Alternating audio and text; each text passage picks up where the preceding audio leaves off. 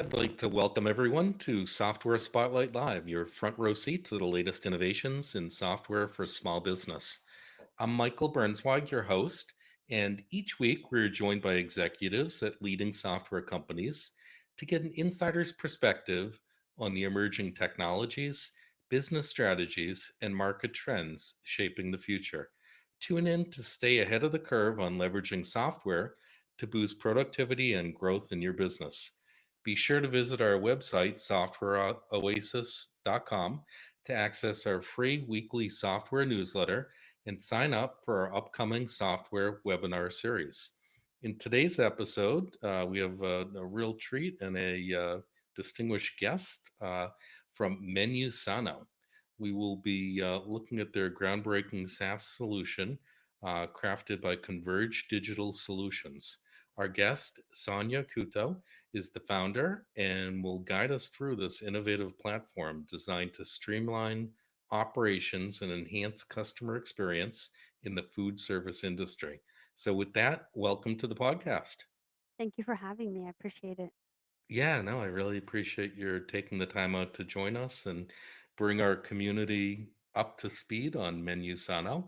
So, why don't we start right there? Tell us a little bit about the name and about the solution. Yeah, for sure. MenuSano is a nutrition analysis software for the food service industry. So it is business to business. And basically, it allows companies like food manufacturers, restaurants, cannabis, edible companies, anyone who needs to sell a product that requires a label, or restaurants who require calories on menus, they can use our system to build out their recipes and get the nutrition analysis and labels that they need to sell their products, import, and things like that. We use obviously software to get all of that done. So there's some innovative parts behind the application that we can get into. But really, it allows companies to get compliant nutrition labels for their businesses. Sure, makes a lot of sense. And I'm sure there must be a lot of moving parts in terms of, getting the information in the first place and then getting it in the correct format into the system and then, Mhm. you know, flowing from there. Are there partners behind the scenes that a lot of the organizations that are using your software would need to start out with? So, for example, let's say I had a brownie that I'm looking to bring to market and I need to get all of the correct information. What would be the starting point? Maybe you could walk us through that journey. Sure. So we actually use government source databases to provide the ingredients in our system. So for the US, we provide the USDA databases. Right now, there's currently four to five. So there's branded databases, and then there's the standard USDA databases that are also used by labs. These databases have ingredients that have been tested in labs. So everything comes to us Okay. directly from the USDA. So if you have a brownie, you're a client and you have a brownie company and you want to make brownies to sell at grocery stores, all you need to do is enter in your brownie recipe. So Sure. 2 cups of sugar, 1 cup of cocoa, 1 teaspoon of salt, 1 cup of milk. So you would enter in the quantities that you want for each ingredient, and then you would select the ingredient from our databases. So when you search sugar, the system will provide you all of the different sugars that are available from the USDA database. Then you would select the right sugar, the right measurement, and then the right amount. Then our system takes into account all of the rounding rules required by the USDA. So there are rounding rules that are done after a recipe is done. So we do all the rounding, and then we also work with the USDA to make sure that our labels are actually compliant. So compliant labels have certain layouts that they need to follow, and they need to present certain information like carbohydrates and omegas and things like that. So we have a variety of different compliant labels. So once a customer is done creating their recipe, they just save that recipe, and then the system does everything in the background for rounding rules and everything, and then provides them the option to select a label. We have labels with that are bilingual, etc. So once they select their label, they can export it directly out of MenuSano in JPEG or PDF high resolution format. And then they Sure. can send that to their graphic designers for their labeling, or they can print it directly from MenuSano. But at a high level, really what it does is it allows you to create a recipe and then get your label. Creating that recipe, it has you go through the workflow of adding ingredients, quantities, and things like that. But there's also additional features where you can select um, for the system to, let's say you want to make a recipe that's going to serve 100 people, and you don't know the quantities of each ingredient that you need. The system will do that for you. So there's also like cooking methods that you can create Sure. based on the water evaporation of a recipe. So there's a lot of things that happen in the background, but on the client level, all they see is, hey, I can build my recipe, and then I get the label. Sonia, So you make that sound so easy, but I know we you've try. taken a very, very complex process and automated it. So, what was life like for a small food manufacturer prior to a solution like this? What did Yeah. they need to do? So traditionally, the way to do that is to send food to a lab to get analyzed. And labs are very expensive. I mean, today there are still needs for labs. So if you're going to uh, freeze, fast freeze something, or you're going to do something very specific that requires lab testing, that's still required. But on something simple like what we're providing, if you send a recipe to a lab, it can cost between 800 to $1,300 per recipe. So if you have a restaurant with, 20 different recipes on their menu, that's 1,300 bucks times 2025, which is a lot. Yeah. With our system, it's SaaS, so they're getting a package where they can do a certain amount of recipes or unlimited for a monthly cost or a yearly cost, and they can build 100 recipes, they can build 1,000, and that's going to be their cost. So it's a lot more cost effective than sending food to a lab. There are also a couple of other software companies that have been around longer. So there's one particular company that's been around since the 80s, and they're a little bit like more on the enterprise size. They've just recently started doing SaaS, but their price tag represents enterprise applications. So they're not, a smaller SaaS company that's catering to thousands of people that just need it one time or sign up for a year and that's their price. They're more focused on, large companies that are going to have a very high ticket and are willing to pay for it. Wow, it almost sounds like your team has become like the Stripe of the industry. I mean, you've just made it so easy to get something from concept to reality, and It took a in lot longer. It took yeah, a while. I'm making it sound really yeah, easy, but I mean, like our system, one of the things that we always get complimented on, it is the ease of use. When we built it, we went into a professional kitchen at a restaurant, and we built the software directly with chefs and people who were going to be the users of the application. So we ended up with something very easy to use in a couple of steps. I mean, we do get the odd client here and there that says, "Oh, your system's too difficult." But in majority, I would say like 95% of the time, people say that it's very easy to use, to understand, go in, step one, step two, step three, you get your label, you're out. makes sense. Now, I'm sure there's a lot of compliance that goes hand in hand with, you know, food labeling and all of that. Hmm. What are some of the details that like are there, I guess maybe I should say this, are there certain markets where your solution is a best fit that where this would fit ideally?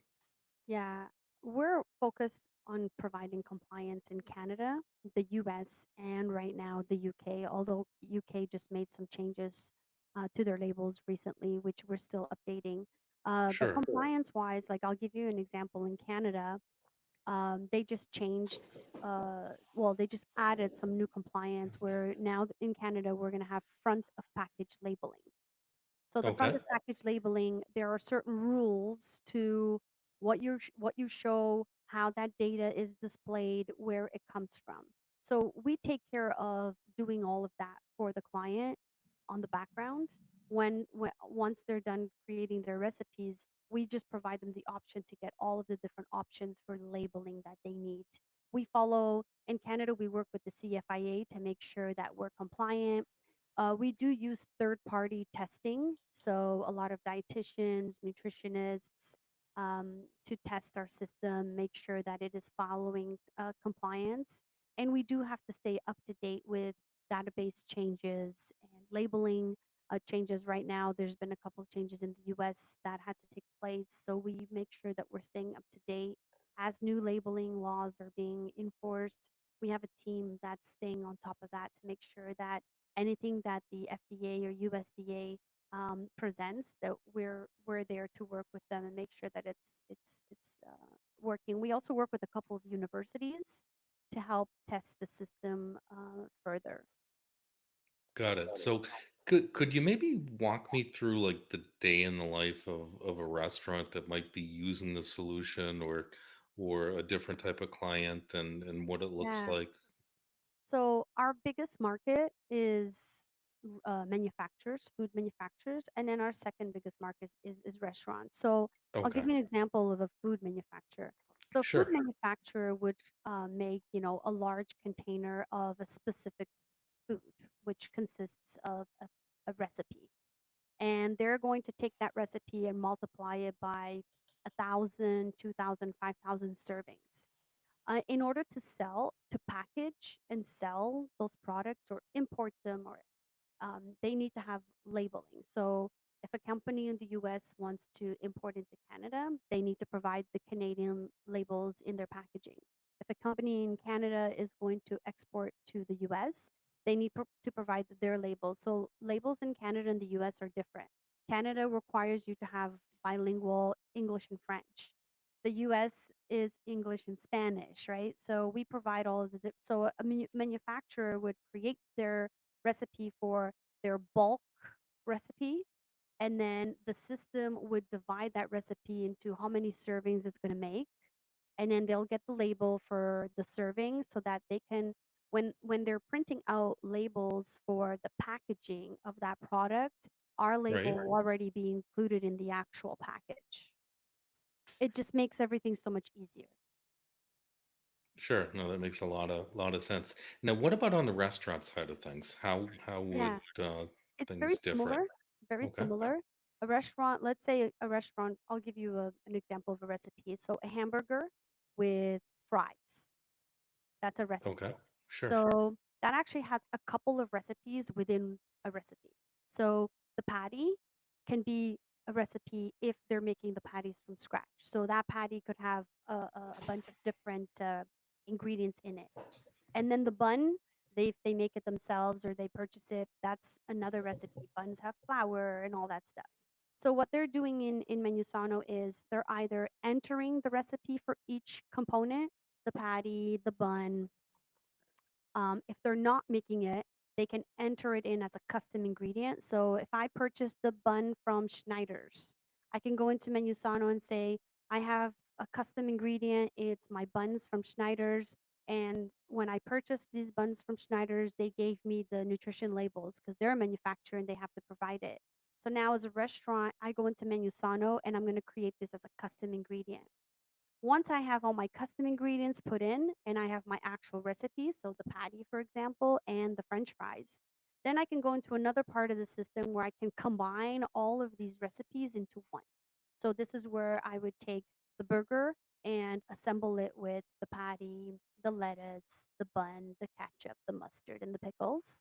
And then I would Sure. also bring in a cup of french fries. And then the system would take all of those ingredients and do the calculation per serving. So you're combining multiple recipes into one. That that part of the system is used mostly for restaurants. Manufacturers are don't necessarily combine a lot of recipes into one. They're basically building one packaging it and selling it. The restaurant side is a little bit different because they have different components of a recipe in a dish. Makes sense. So probably very similar to like a manufacturing, um, setup where they may have kits or Yeah, components that exactly. are assembled into a final product. Makes Yeah. a lot of sense. So as far as the solution itself, what was your journey towards putting the product out? What was what's the backstory? What was it that Yeah. I'm sure it's not your first entrepreneurial journey. Yeah. So MenuSano, actually, the idea of MenuSano was put together by a group of people. It wasn't just me. I was part of that group. Okay, And it was one of the founders of Converge, which is the software development company that owns MenuSano. And so it was just a bunch of us who sort of were eating, and someone had this idea, and we're like, oh, let's build something. And then as we were building it, it wasn't going the way we expected it. We thought restaurants were going to want it. They didn't want it because they were scared that if their customers knew what they were eating, they wouldn't want to come back there and eat. So there sure. was a lot of things that we should have researched or thought about that we didn't. So while we're going through this journey, the group of people that had this idea uh, started leaving and going their own way. And then it got to the point where I was the only one left. And so I made the decision to park the product until I could really figure out whether it was worth going forward with it or just shelf it and say goodbye, let it go. I was passionate about it because nutrition and health is something that I care a lot about. It's something that I do on my daily life. I'm a breast cancer survivor, so it's important to me.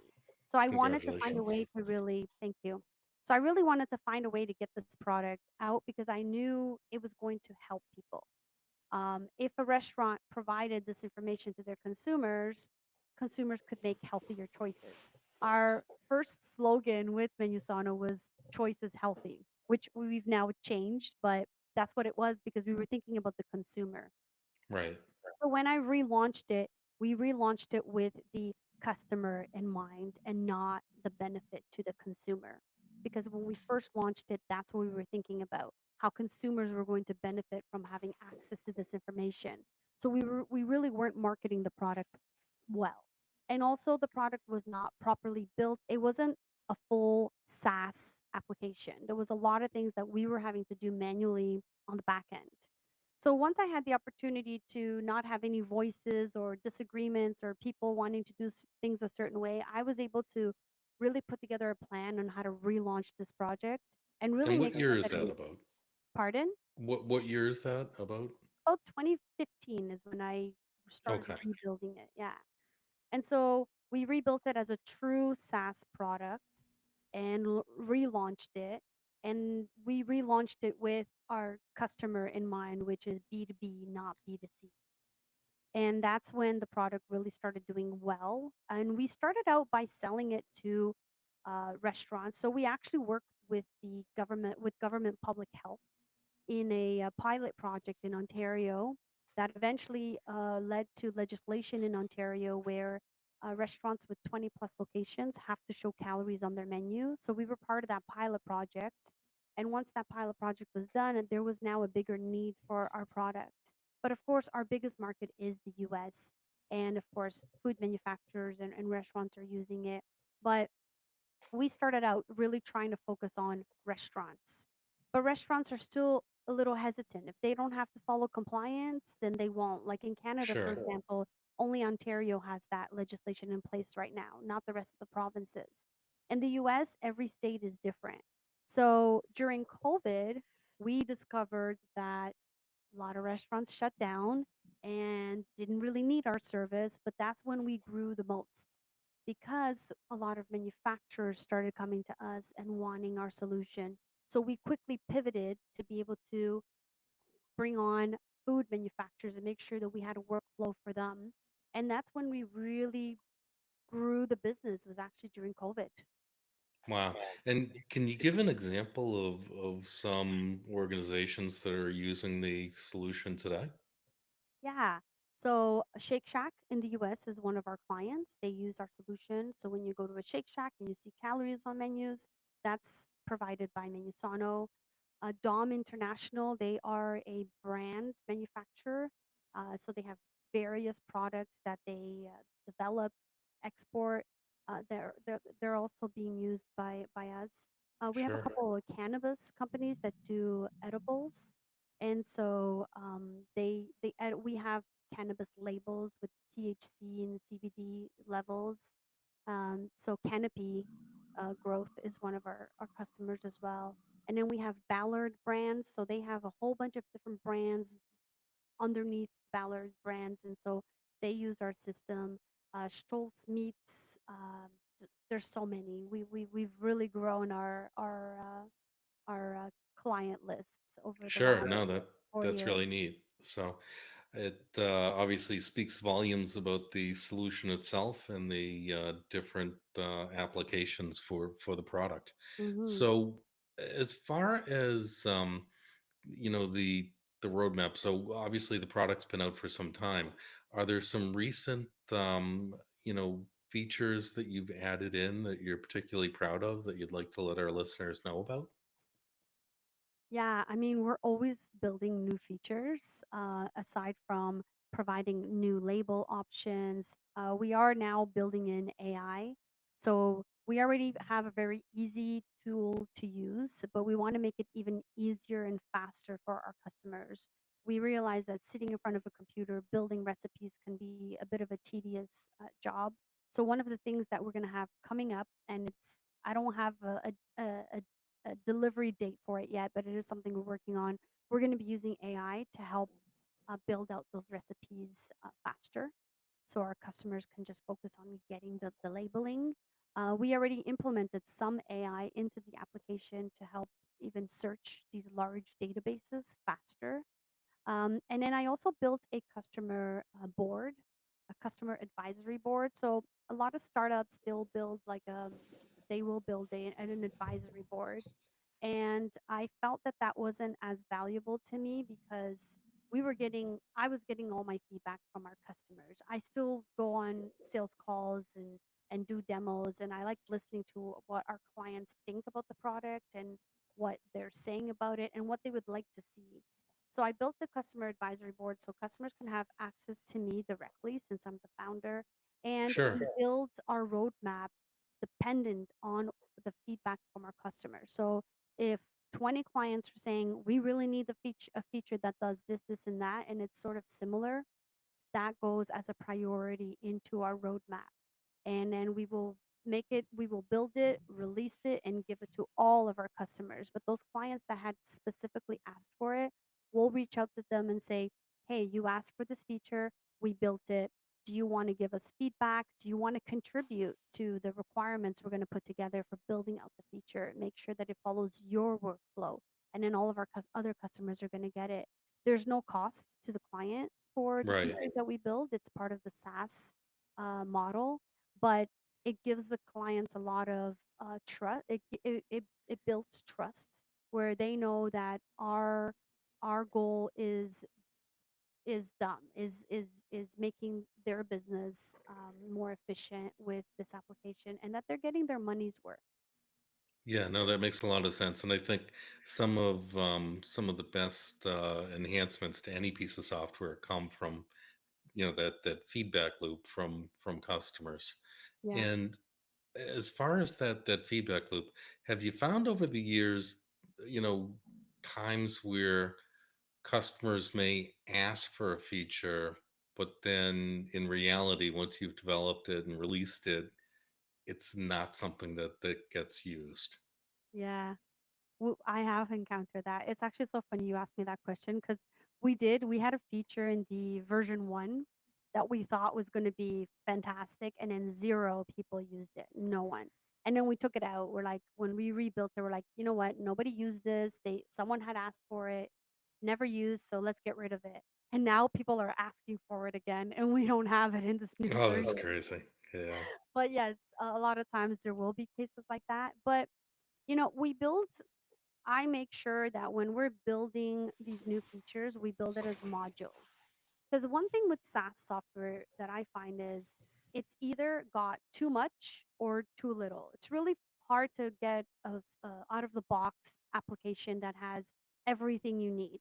So all of the features that we built, we always assess first, should this be a core feature in the system? If it is, then it'll be part of the MenuSano system regardless. But if it's not, we build it as a module where it can be turned on and off. So if a customer's like, I hate this new feature you guys built. I don't want to see it. I don't like it. We'll turn it off, and that client will not see it. Oh, that's great. Hmm. It's a very, very smart approach. Yeah. And one question that I've been wondering while we've been talking, the name MenuSano, can you tell us a little bit about the origin story there? Yeah. So I'm Portuguese and I also speak Spanish. And when we were looking for the domain, we wanted healthymenu.com. And of course, we couldn't find it. And this was like back in 2010. And it was already hard to get a domain. So Sure. I started looking at the word healthy in different languages. In Portuguese, it just didn't sound right. But sano is health in Spanish. So we just did menu sano, which really means healthy menu. Oh, that's great. No, very, very fitting, and I think it goes with your goal and Yeah. strategy of giving back in terms of health. Hmm. Yeah. That's great. And have there been any notable customer implementations where, customers have had like publicity, based on the labeling and things like that that have been, in the news or anything like that, that's been exciting over the years or Not really, to be honest. Labeling is not sexy. no, no, absolutely. Yeah, no, You and know, every time I talk to people about MenuSano, they're like, "Oh yeah, what is it?" And I explain it. They're like, "Oh, somebody has to do that." No one ever really thinks about it because it's like yeah, it's not like what anybody people want to build something that's like cool. it just Labeling makes doesn't seem it, but it makes sense. yeah, it makes a lot of sense and clearly as our society continues to age and Yeah, become more health conscious and all of that, it's just something that you say to yourself, why did that not exist before? It's something yeah. that you would always hope had been available and the Mhm. like. And Well, and if for you think about it, it goes further than that, right? So nutrition labeling is just one part of it. It's one thing. So like calories on menus, it's great. But for example, if you have type 2 or type 1 diabetes, what's really important to you is not calories. It's actually carbohydrates, right? So hopefully our hope and goal is that eventually restaurants will take it further and not only show the calories but also show the carbohydrates because if a diabetic goes into a restaurant, calories does nothing for them. They really need to see the breakdown of the carbohydrates. So even though restaurants are getting calories from our system, they are getting everything. They're just choosing to take what the they want to calories show. only. Yeah. But we're Yeah, hoping that eventually, you know, restaurants that are showing their menus online will start volunteering some of this information because it's actually a benefit to the restaurant. So if a restaurant sort of markets themselves as not a healthy place, so like a chicken wing place, for example, someone who's diabetic may not necessarily want to go eat there because it just doesn't feel like they would have healthy food.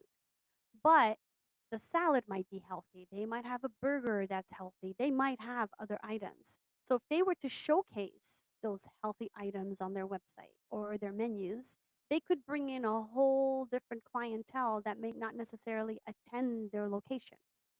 So there's opportunity also for the client, our customers that are using the system to really use it and take it further than just compliance.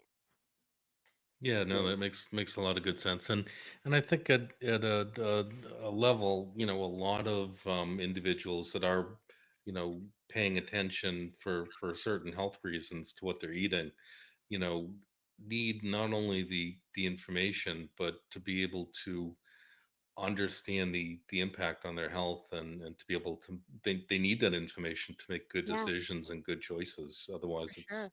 it's like you're flying blind. So that makes a lot of sense.